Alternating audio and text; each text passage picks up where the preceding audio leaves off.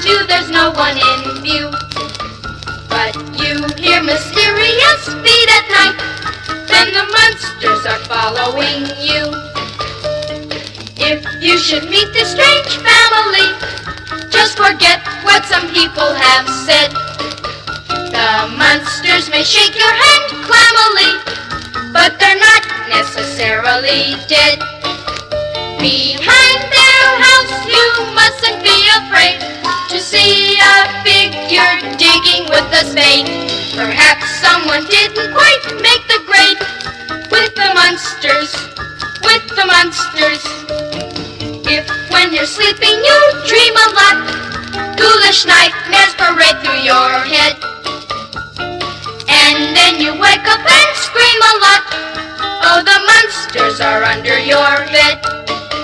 At midnight a creature should prowl about, and if vampires and vultures swoop down, and werewolves and fiends shriek and howl about, why the Munsters are out on the town.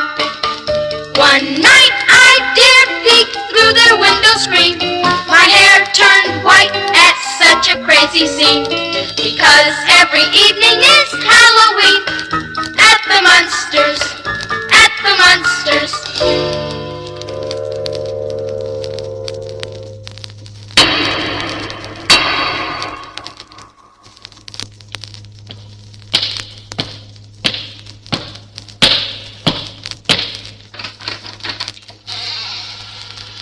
Oh, hi there.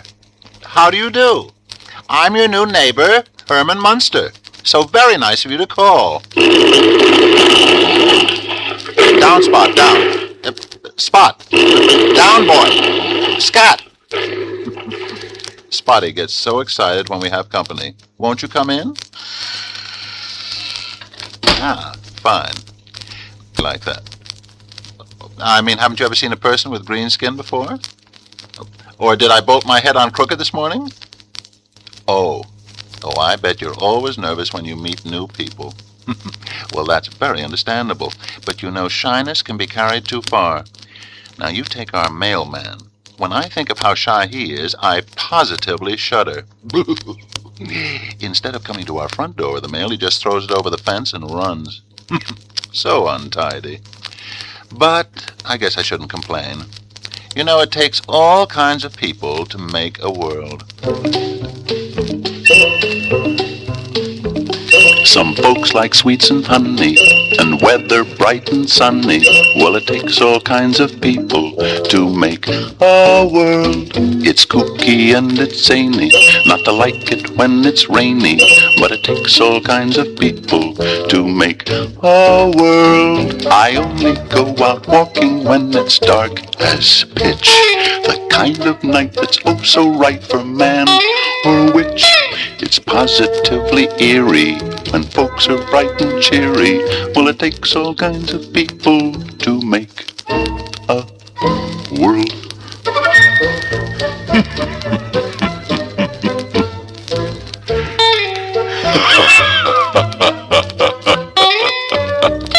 It's positively eerie when folks are bright and cheery.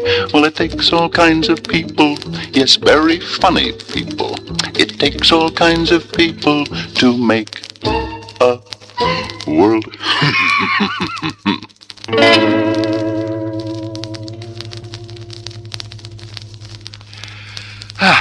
Well now, let's not stand here. Why don't we both go in the living room? Here we are. Now, take a chair. Oh, no, not that one. That's an antique we bought at the prison surplus store. Let me sit down and show you how it works.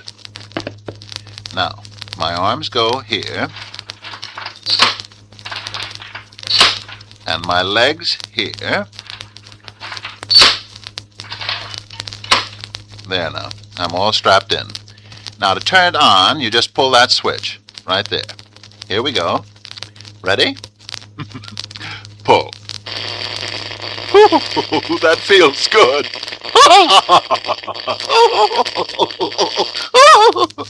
Oh, it's amazing how 10,000 volts can relax a body. Herman, where are you? Oh, that's Mrs. Munster. Right here, dear. We have a visitor. Oh, who is it, Herman? Just a little friend of mine who happened to drop by. How nice. I'm always dying to meet new people, and everyone is always welcome at the Munsters. When you're passing by the Munsters, you will give us such a thrill if you'll just walk up and knock upon our door. It's a lovely place to visit if you've got some time to kill, and it's not like any house you've seen before. Out in the back, the wolves are howling. Shrieking bats fly overhead. And when we give a party, we really give a party. It's guaranteed enough to wake the dead.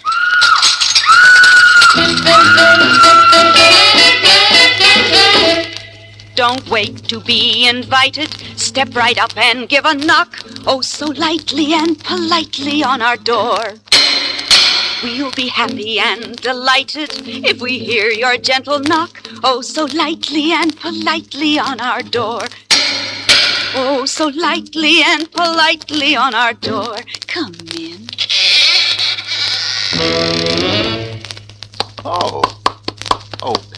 That was very nice of you, Lily, to make our friend feel at home. Now, why don't you introduce our guest to some of our pets? Oh, I just love to. Let's go over here and meet the raven who lives in our clock. Lots of folks have a cuckoo clock, but we have the only raven clock in town. Raven, come out here and meet someone. I said come on out, Raven. When are you going to start doing what you're told? Never more! Never more! That bird is getting fresher every day. I know. If there's anything I can't stand, it's a smart aleck raven. Say, Lily, maybe our guest would like to meet our kitty cat. Why, of course. Here he is lying on the sofa.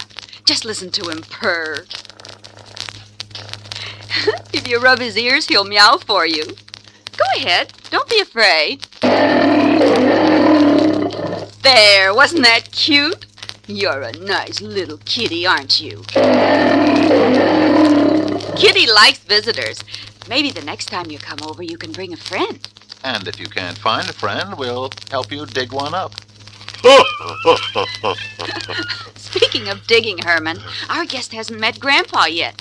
Oh, well, we can go meet him right now. Good. Oh, and while you and your visitor go down in the dungeon, I'll see if I can find some cookies or something in the kitchen. I just might have some warm ladyfingers in the oven. See you soon. Well, so, if you're ready to meet Grandpa, let's open up this trap door and drop in. Come on, follow me.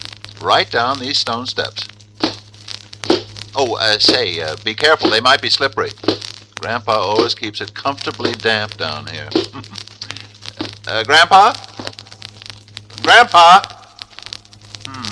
I don't see him. Oh, there's his pet bat, Igor. But I wonder where Grandpa is. Say, let's look over here. I see he left one of his experiments on the front Bunsen burner. Let's take the lid off this cauldron and see what's cooking. Must be a new batch of vulture noodle soup. I wonder if... Looking for someone? Grandpa, now look what you made me do. I dropped that iron lid. You know how it frightens me when you appear out of nowhere like that. I'm so sorry, Herman. Well, you might have scared me right out of my skin. And you know how hard it is for me to get back into it again. And you stop laughing, Igor. It is not funny.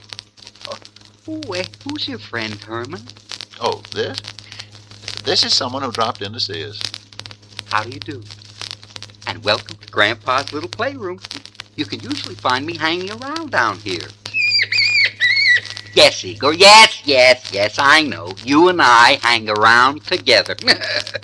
But be quiet while I show our guest around. Now, you see, some people call this my den, or my cave, or my dungeon. But I call it my laboratory. It's a hard word to spell, but it sounds so scientific. Here's Grandpa's laboratory. Now come on and follow me. I'll show you mystic magic things from A right through to Z. Now A's for abracadabra, a magic word I know. Now B is for those friendly bats all hanging in a row. C is for my cauldron that's bubbling on the fire. And D's for dark and dismal, two words that I admire. E is for electric chair, my very favorite seat. And F's for Friday the 13th, a day that can't be beat. The G is for ghosts and goblins. Each night here they hold sway. And H, of course, means Halloween. Ooh, that happy holiday. Now I is for a human, like a demon or a ghoul. And J's for Jack the Ripper. I knew him all through school. Now K is for our kitty, who prowls around at night. And L's for flashing lightning. Oh, what a pretty sight. Now M stands for the Munsters, a fun group one and all. And N is for the nighttime, when creatures creep and crawl. O is for the wise old owl who lives in our treetop. And P is for poison ivy. We've grown a lovely crop. And Q is for slimy quicksand. I'm sure you would have guessed. And R is for the raven who makes our clock his nest. S is for this skeleton whose eyes stare into space. And T is for Transylvania, my very favorite place. Now U is for the undertaker, a friend who let you down. And V, well, V's for vampire. There's just a few in town.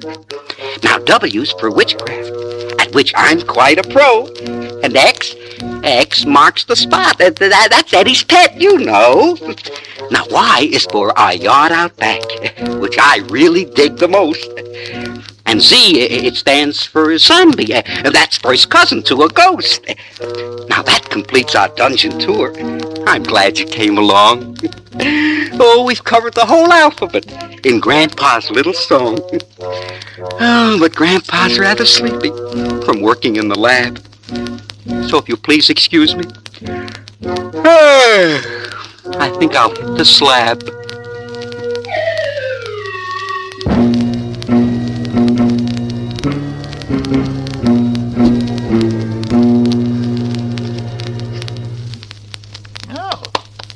Well, thank you, Grandpa. And now, if you're going to take a nap, I think I'll take our friend upstairs to meet Eddie. Okay. And any time you want to hear my alphabet poem again, just open my trap door. Drop in. Grandpa and his corny jokes. You want to know something? He didn't write that poem at all. He has a ghostwriter. Yeah, well, anyway. Come on, we'll go upstairs to Eddie's room. Now we'll open the trap door. Now there. Here we are in the living room. Oh, just a minute. Got to close the trap door.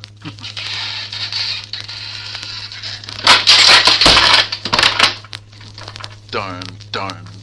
I shouldn't have let it slam. Every time I do, it breaks the dishes in the house across the street. Well, come on, let's go up to Eddie's room the back way. Through the dining room. Through this door. Now, past the kitchen. Oh, well, Mrs. Munster must be fixing oxtail soup for lunch. Well, now, here we go, up the stairs. Now, down this hall. And I open this door, and we go in here. What did you say? This isn't a regular door? It's a door in a grandfather's clock? Well, of course it is. You see, it's kind of a secret way to get to Eddie's room, through the grandfather's clock. Take my hand and follow me. Oh, say, watch out for that swinging pendulum. We have to go through between ticks. It's very annoying if it hits you on the head. But, of course, I've been through here so many times that it never...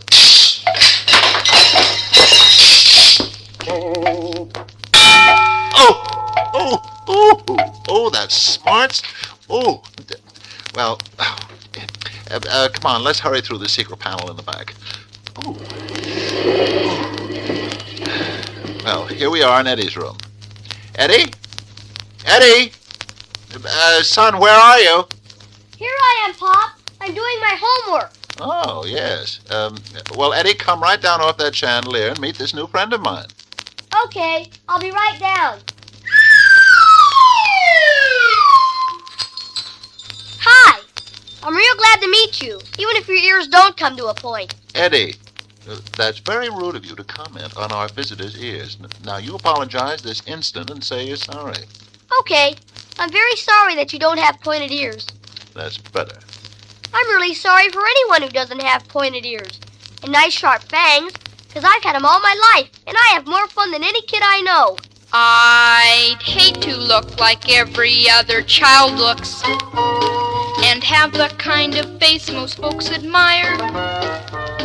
With pointed ears and fangs I may get wild looks, but I really love the comments I inspire. Is that a werewolf, people ask with apprehension? And who's that little vampire, some folks say? A face like mine attracts so much attention. I just wish everyone was born this way. All my friends, their brothers and their sisters, should sprinkle water on their ears to make them grow. 'Cause with mine, when I install transistors, I can tune in programs like a radio. Yes, my fangs and ears are really my best features. With my hair combed like Count Dracula, you see. And I really pity all you other creatures who never will grow up. Who never will grow up. Who never will grow up to look like me.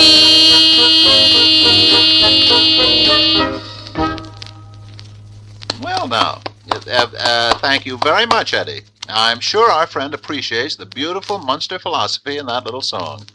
And now, Eddie, I think you'd better get back up on the chandelier and finish your homework. Okay, Pop.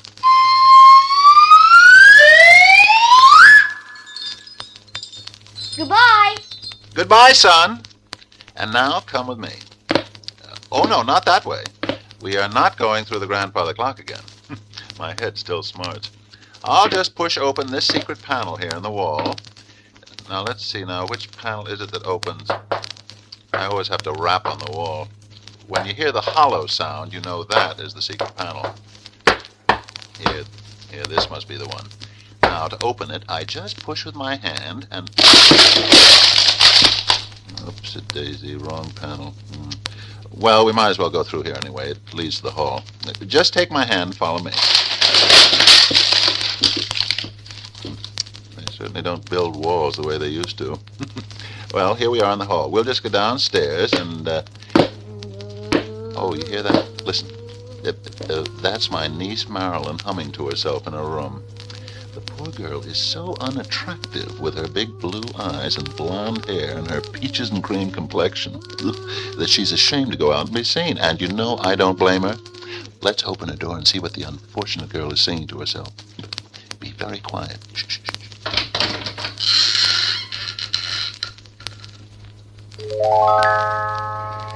When will I find a boy for me? I'm blue and sad as a girl can be. I want to cry 'cause the fact is I am not like the rest of the family. Aunt Lily's hair is long and black. It hangs like cobwebs down her back. Uncle Herman's face has poise and grace, but the charms of the Munsters are what I lack. The boys I meet are sweet and gallant till they come to call. Then they see me next to my Uncle uncle and aunt, and dive right over the garden wall. I long for love so hopefully, but a wedding gown is not for me. My name is Mud, and I'm just a dud, 'cause I'm not like the rest of the family.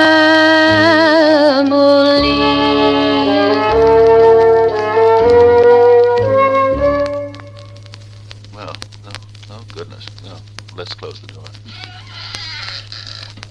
You know, it's really very sad about Marilyn. But I guess having a family as handsome and attractive as we Munsters are would make any girl feel plain and unattractive. Well, I guess maybe I better get you home now. Your parents might be worried about you. So, here we go, right down the front stairs. It was certainly very nice of you to drop in. Oh, say, I want to warn you about these stairs. There's a loose step here, and if you don't know about it like I do, you're liable to... Oh!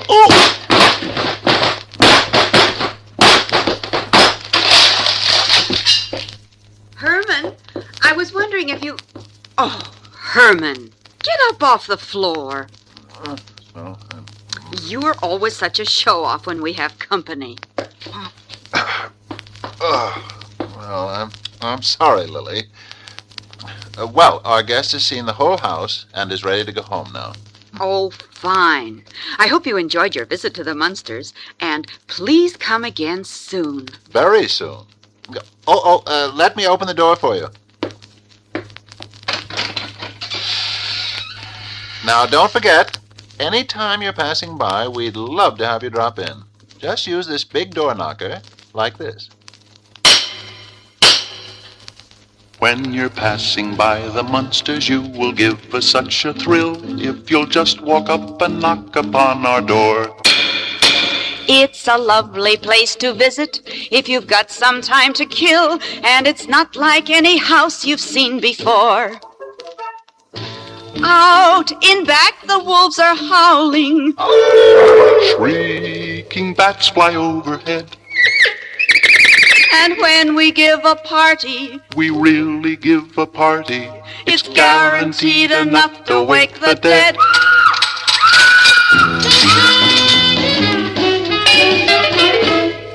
Don't wait to be invited. Simply step right up and knock, oh so lightly and politely on our door. We'll be happy and delighted if we hear your gentle knock. Oh so lightly and politely on our door. Oh so lightly and politely on our door.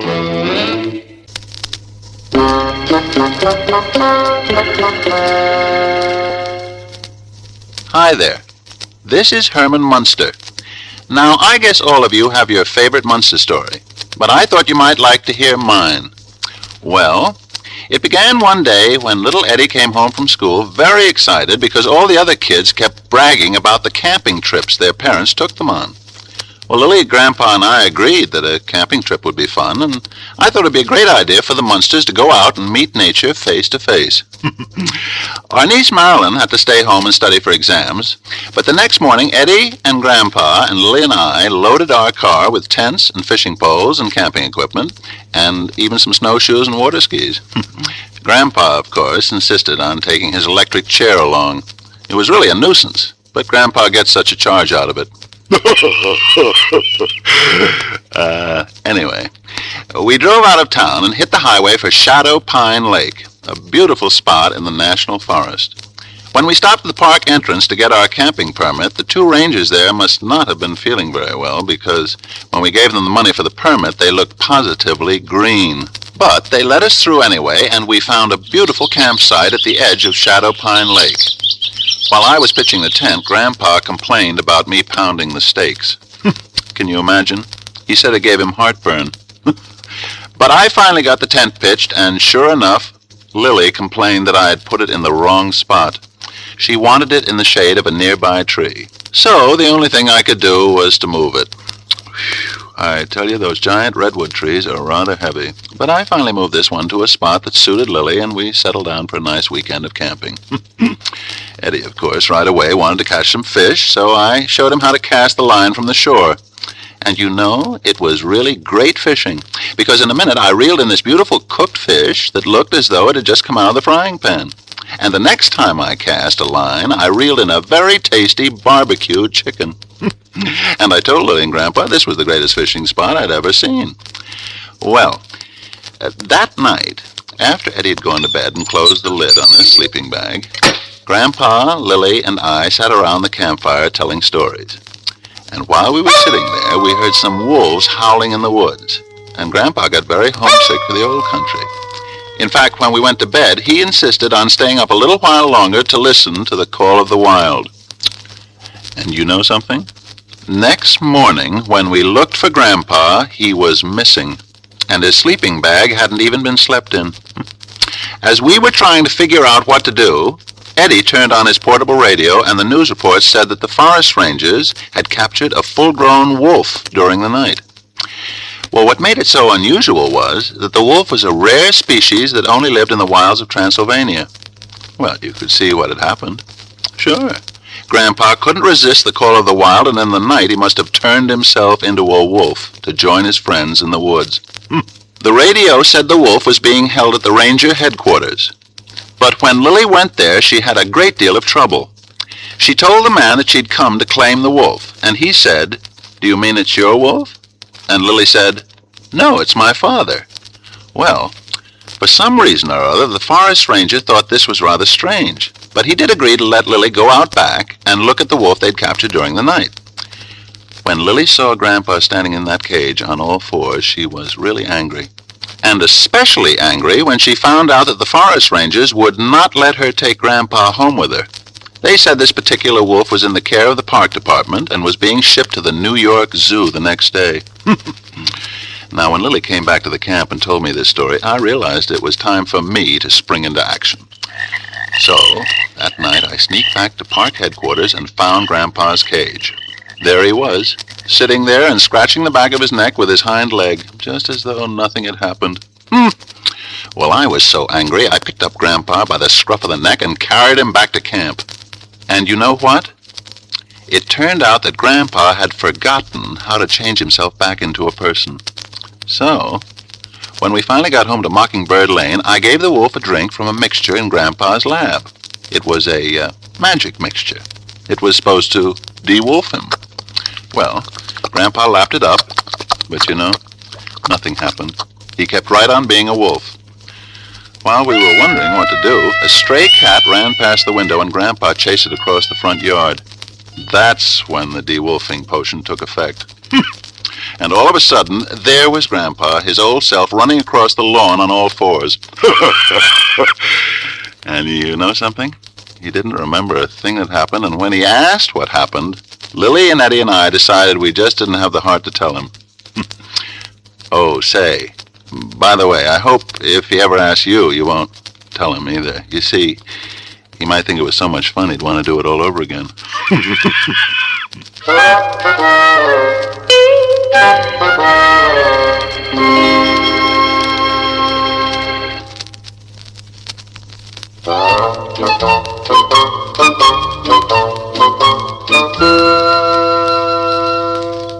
This is Lily Munster, and I think my favorite Munster story concerns the time Herman bought himself a two-way shortwave radio. Oh, he just loved it, and he got so excited, trying to talk to other ham operators and ships at sea. Herman even had the nerve to sing on his radio. And another ham operator in Australia cut him off right in the middle of my mother's eyes. Well, everything was fine until two boys in the neighborhood, Roger and Walt, got a two-way walkie-talkie and began to play a game, pretending they were flying saucer pilots talking to their home base on Mars. Now, when Herman tuned in on the conversation between these two boys, he believed every word they said. He thought they were real Martians.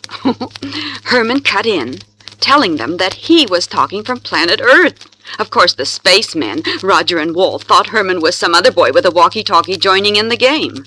They told Herman they had to return to Mars, but said they would contact planet Earth again tomorrow at the same time. Well, Herman is such a trusting soul. He was sure he'd been talking to actual spacemen. I told him it couldn't be true. But he wouldn't listen to me. The next day, Herman got even more excited when the two spacemen told him that they had made an actual landing on the planet Earth with their flying saucer.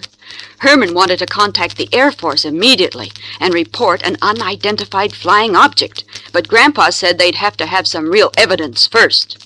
Well, Grandpa got out his old radio direction finder from the laboratory, and he and Herman went out that night trying to track down the spacemen's ship. That direction finder led them all over town, and finally it led them to the vacant lot. There in the moonlight were Roger and Walt with their toy spaceship. But leave it to my Herman to mistake them for real Martians. When Herman and Grandpa spoke to the children, the two boys took off like a streak. Herman said to Grandpa, "No, I guess they're not used to Earth people." Anyway, before they left, Grandpa and Herman took a photograph of the spaceship as proof for the Air Force. When the Air Force saw the picture, they said they would check into it and see if it was really a flying saucer. Well, you know Herman. The next day, he couldn't wait to get on that ham radio again. But Roger had told his father what had happened the night before, and about the big wise guy kid who was stringing them along on the walkie-talkie. So, when Herman got on the radio, Roger's father answered, and Herman said, "Is this the head Martian?" And Roger's father said it sure was. And if he ever met the Earth creature face to face, he would break his arm off and shove it down his throat. Of course, Herman was frightened. You know what a big coward he is. And he told Roger's father on the radio, "You don't even know who I am, and you'll never find me." Yeah, so there. This made Roger's father very angry. And he told Herman he really was the head Martian, and just for that he would have to blow up the Earth. Herman quickly shut off the radio, and shaking like a leaf, he ran upstairs screaming, "The world is coming to an end, and it's all my fault!" And to show you how scared he was, do you know what that Herman did next? He jammed Marilyn and little Eddie and me into our hall closet to hide us all, and to wait for the world to come to an end. Can you imagine anything so silly? Well, luckily Grandpa showed up with the report from the Air Force. After checking the photograph, they told him the flying saucer from Mars was just a toy that was sold in every department store in the country. And you should have been there to see the expression on Herman's face when he looked at the picture. And there, printed right on the spaceship, were the words, "Made in Japan."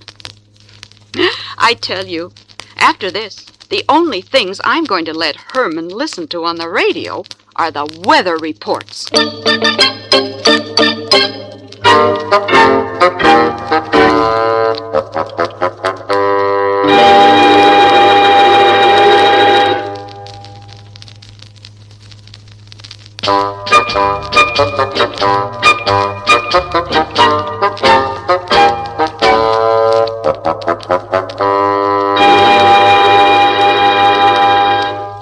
Well, here I am again, old Grandpa Munster, back in his laboratory. Say, did you ever see your mother watching those cooking shows on television? I'm sure you have. Well, I thought it would be fun if I showed you what was cooking down here in my dungeon by making one of my favorite recipes for you. I'm going to show you how to make a batch of Grandpa's do-it-yourself magic potion. Now, first, you need a plain, ordinary witch's cauldron like this. Now, I open my mystical magic cookbook containing all sorts of spells, potions, magic, and assorted feats of legerdemain. Legerdemain. That's a very expensive word that means magic. In fact, it's so expensive I can hardly ever afford to use it. But for you, nothing is too good. So I'll say it again. Legerdemain. Ledger. No, Ledger. No. You know, I've got news for you. It's not only expensive, it's impossible to pronounce. I just can't say legerdemain at all. Well, to begin the recipe, for Grandpa's do-it-yourself magic potion, first we need the ingredients. Do you know what ingredients are? Ingredients are the stuff that when you don't have any, you can't use to make anything out of. Or something like that. So, now that my witch's cauldron is all ready, let's put in the first ingredient. 1 spoonful of well-seasoned, powdered nightingale's tongues. Here they are in this bottle. Let me take the cork out. Listen to that. These nightingale's tongues aren't well-seasoned at all. They're still chirping. I'd better put them back to age a few hundred years longer. Instead of nightingale's tongues, I'll pour in some magic Transylvanian swamp water, about a gallon's worth.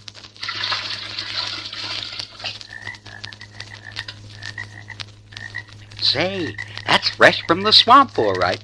If you drank that stuff, you'd really have a frog in your throat. Now, a half a pint of roast beef gravy.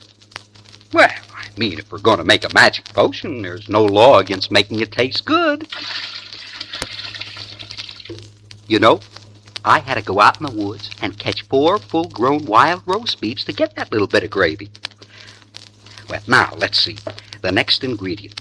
It says here, 1 pinch of powdered toadstools, picked at midnight under a full moon in a graveyard that's haunted by ghosts that are members in good standing of the Graveyard Haunting Ghost Union, local number 702. Well, I just happen to have a whole jar full of that. There. Now, 1 pinch of salt and 1 pinch of wolfbane.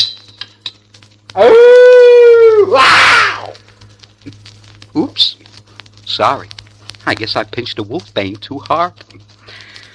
Now, let's see what else the recipe calls for in this magic potion. Oh, yes. A sprinkling of stardust. A shaker full of happy dust.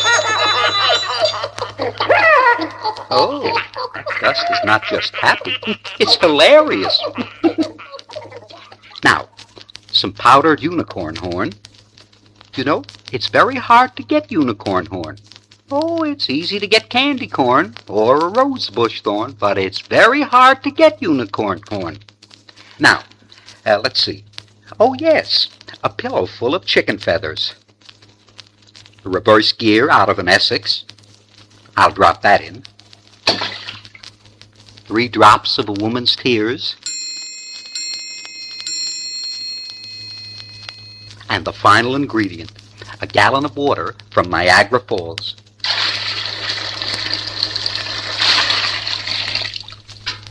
Now, that's everything. And I have it all mixed together in the witch's cauldron. You won't believe this, but some people tell me it's dangerous to fool around with magic potions and mixtures. And they say if you mix up the wrong chemicals, you'll get an explosion. Well, just to show you that nothing like this could ever happen to old Grandpa Munster, I'm going to light a fire under this cauldron like this. There we are. And now I'm going to stir it all up with this paddle. To prove that this mixture is the safest thing that anyone could...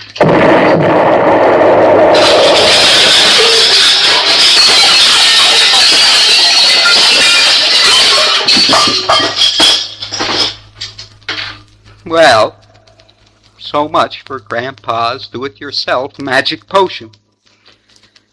Would you excuse me while I look in the yellow pages for someone to scrape me off the wall?